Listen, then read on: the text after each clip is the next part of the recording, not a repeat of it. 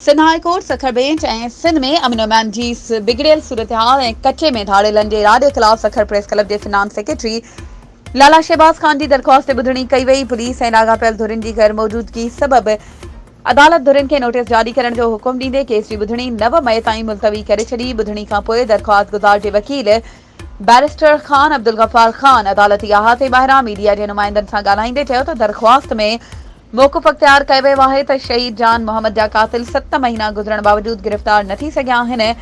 कचे में धाड़ेलनि पंहिंजे ॾोहनि जी रियासत क़ाइमु करे वरिती आहे। कचे में धाड़ेलनि ख़िलाफ़ कार्रवाइयूं करण लाइ वसीला ऐं जदीद हथियार मौजूदु आहिनि। अवाम जे जानो माल जी हिफ़ाज़त ऐं अमन अमान खे बरक़रार रखण लाइ पुलिस, रेंजर्स ऐं पाक फ़ौज जो गॾियल ऑपरेशन कयो वञे।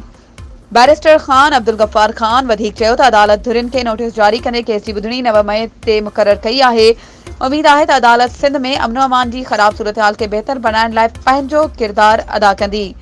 ॿुधणी जे मौक़े ते दरख़्वास्त गुज़ार Lala Shahbaz Khan, barrister Khan Abdul Ghaffar Khan, Sukkur press club जो सदर आसिफ ज़हीर लोधी, नायब सदर Shahzad Tabani, Sukkur union of journalist जो नायब सदर Khalid Bhambhan, court reporters association जो general secretary Morado Mahar, senior सहाफ़ी मसूद ज़ैदी, रियाज़ राजपूत, जहान ज़ेब, वसीर इशफाक खोसो ऐं ॿिया पिण मौजूदु हुआ। वधीक ख़बरुनि ऐं अपडेट्स जे लाइ असांजे चैनल खे सब्सक्राइब कयो ऐं हा, बेल आइकन खे प्रेस करणु न विसारिजो त जीअं असांजी हर नई अचण वारी वीडियो तव्हां ताईं पहुची